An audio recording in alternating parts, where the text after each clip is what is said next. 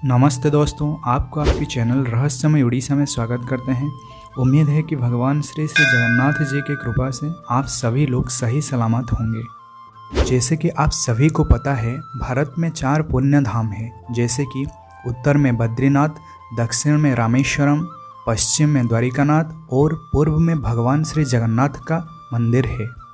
हमारा यहाँ ऐसा माना गया है कि कोई भी इंसान कितना भी बड़ा पाप क्यों ना करे, अगर वो 4 धाम की परिक्रमा कर लेता है तो उसका सारे पाप धो जाती है। बद्रीनाथ, द्वारकानाथ और रामेश्वर परिक्रमा करने के बाद वो पुण्यात्मा अंत में नीलाचल धाम आ जाता है और वहाँ भगवान श्री जगन्नाथ की दर्शन करते ही उनका सारे पाप खंडन हो जाती है। ऐसा हमारा मान्यता है। चाहे आप कितना भी धाम परिक्रमा कर लें, लेकिन अंत में इस जगन्नाथ धाम को आना ही पड़ता है और यहाँ आके आपका सारे पाप खंडन हो जाती है। बद्री में भगवान श्री नारायण को बद्रीनाथ कहा गया है, द्वारिका में उन्हें द्वारिकानाथ कहा गया है और रामेश्वरम में रामनाथ कहा गया है।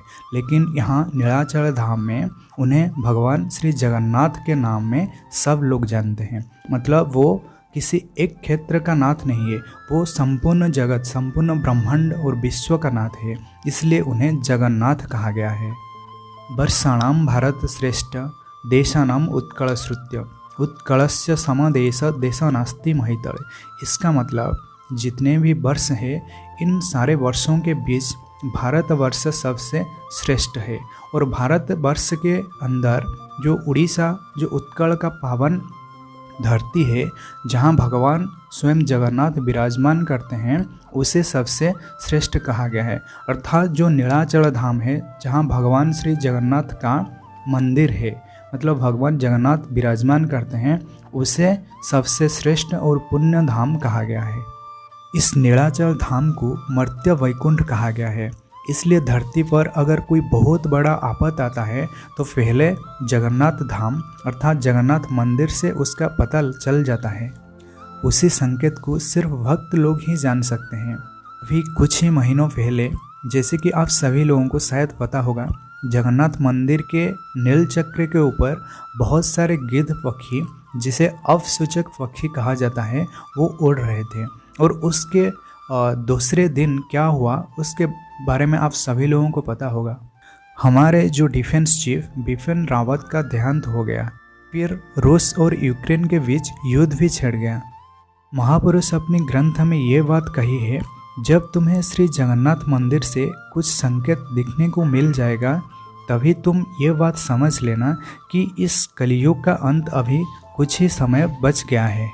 और ये बात सिर्फ भक्त लोग ही समझ सकते हैं और दूसरे लोग ऐसे बिहेव करेंगे जैसे कि कुछ हुआ ही नहीं।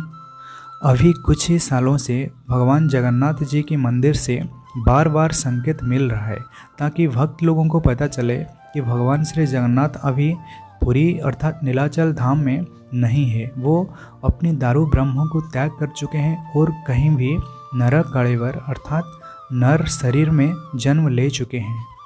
बड़ी दुख की बात है कि हमारे यहाँ उड़ीसा के लोगों को कुछ समझ में नहीं आता कि मंदिर के अंदर ऐसा बार बार अन्याय अधर्म क्यों हो रहा है, बार बार मंदिर से पत्थर क्यों गिरने लगता है और ऐसा क्यों होता है, लोगों को कुछ समझ में नहीं आता है। और जो पतितपावन ध्वजा है, उसमें भी कई बार अग्नि लग चुका है। आखिर ऐसा क्यों होता है? जो मर्त्य वैकुंठ कहा गया है, जिस जगन्नाथ धाम को मर्त्य वैकुंठ कहा गया है, वहाँ पर ऐसा अशुभ संकेत क्यों हो रहा है? जहाँ भगवान स्वयं जगन्नाथ विराजमान कर सकते हैं, वहाँ तो ऐसा कुछ संकेत होना ही नहीं चाहिए था, लेकिन वहाँ इस तरह की अशुभ संकेत क्यों हो रहा है? अर्थात भगवान श्री जगन्नाथ अपने भक्त लोगों को संकेत दे रहे हैं कि तुम अभी समझ जाओ कि मैं जन्म ले चुका हूँ और इस कलियुग का अंत हो चुका है। अभी 2 दिन पहले मंदिर के अंदर जो किचन है, उसके अंदर घुसकर किसी ने लगभग 40 चूल्हा को कम्प्लीटली डिस्ट्रॉय कर दी है। ये भी एक संकेत है कि आने वाले समय में शायद कुछ हो सकता है, कुछ बहुत बड़ा विपत्ति आने वाला है इस भारतवर्ष पे और इस समग्र विश्व में। शायद हमें जैसा लग रहा है, आने वाले समय में खाद्य की संकट आ सकती है, क्योंकि ये संकेत भगवान श्री जगन्नाथ की रोजशाला जिसे किचन कहते हैं वहाँ से मिली है। इसलिए ये हो सकता है कि इस समग्र विश्व में आने वाले समय में खाद्य की संकट देखने को मिल सकती है।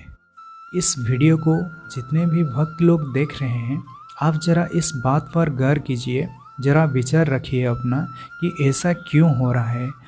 इस प्रश्न का उत्तर आपको शायद मिल जाएगा। तो दोस्तों, इसी वीडियो में हम बस इतना ही कहना चाहते हैं। अगर आप लोगों के मन में कोई शंका है, कोई डाउट है, तो आप हमें कमेंट सेक्शन में ज़रूर पूछिएगा, हम इसका उत्तर ज़रूर देंगे। तो आप सभी को जय जगन्नाथ, जय पंचसखा, जय उड़ीसा, जय भारत।